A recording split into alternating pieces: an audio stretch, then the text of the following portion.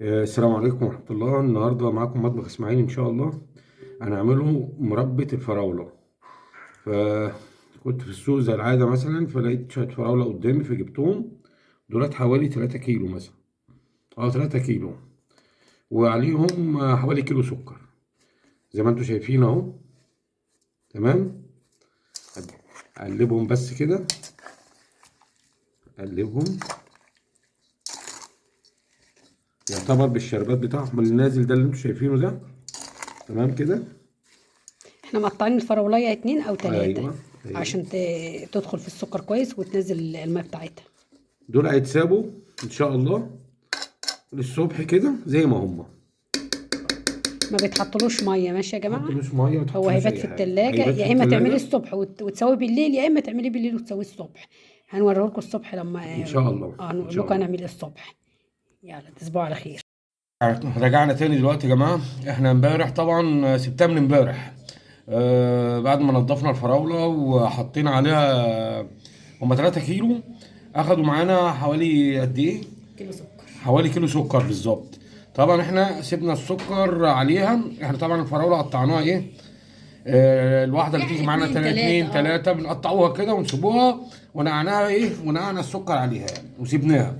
علشان لما نيجي تاني يوم اللي هو النهارده ان شاء الله اللي احنا هنعمل فيه المربى. تبقى بالشكل دوت او زي ما انتم شايفين اهو. اهي. اهي. هي بتحطلهاش نزلت ميه طبعا يا جماعه. ميتها هي نفسها اللي هي شربتها هي. زي ما ما انتم شايفين. بتحطلهاش ميه هي. تمام. وهنولعوا عليها النار دلوقتي. في ناس بقى بتحط اللي هو الجيلي. وتحط الحاجات دي اللي ما عندوش جيلي. هقول لكم على حاجه بسيطه قوي. لو معلقه نشا بس. معلقه نشا. تمام. وان شاء الله هيتعمل قدامكم هتعرفوا ان النشا برضو. عشان يعمل لها ايه القوام بتاعها. تمام كده.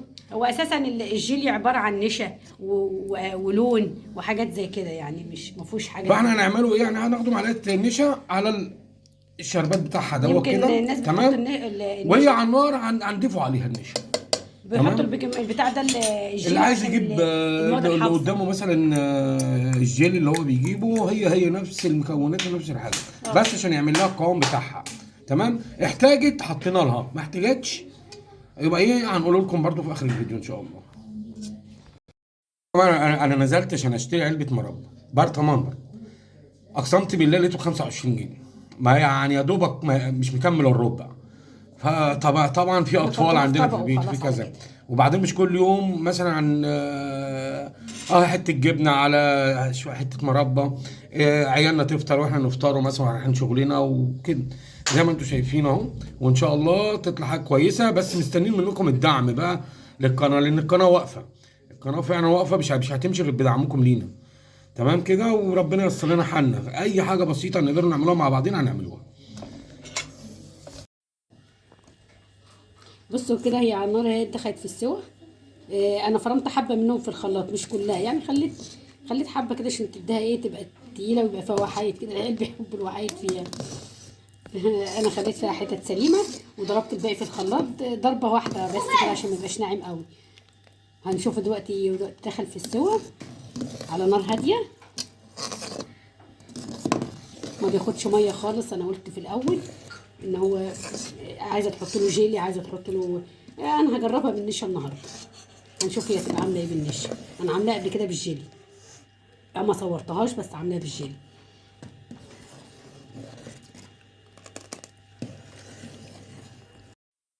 كده رجعنا لكم تاني بعد ما استوت.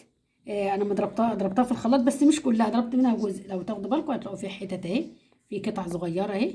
بس انا لو انت عايزاها بقى تعمليها كلها قطع ممكن تصغري القطع بتاعتها وهي نيه، تقطعها صغير وتسويها على بعضها وما تضربهاش في الخلاط لو مش عايزه تضربيها. لكن انا ضربت نصها في الخلاط وسبت نصها كده. هي كده خلصت سوا.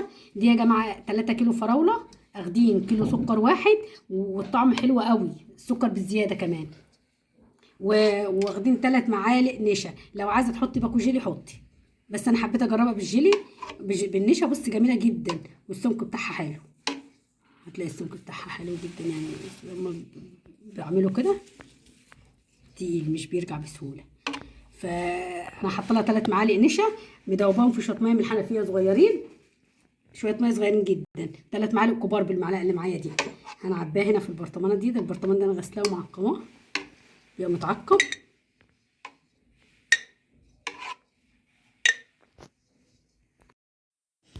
كده رجعت لكم تاني بعد ما عبيتهم. هم عملوا الكميه دي اهو. ده برطمان مربى برضو كبير، بس هي كده هتلاقوها جميله جدا وطعمها حلو وما بتاخدش سوا على النار. يعني بعد اول ما تدخل في الغليه وطوا النار عليها عشان خاطر ايه ما تشيتش ولا تلزق في الحله ولا حاجه. بس هي اللي عايز يحط جيلي يا جماعه يحط، بس يبقى فراوله او حسب النوع. لو عامله مشمش هيبقى مشمش. والنشا زي ما قلت لكم 3 معالق بس في ميه بارده من الحنفيه، وقليله الميه جدا. القطع باينه فيها اهي.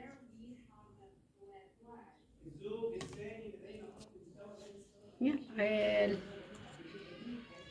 يا كوكا يا كوكا، وتقيله وجميله جدا. أقدر لايكات كتيرة وصلوا 100,000 لايك. وباي. باي باي.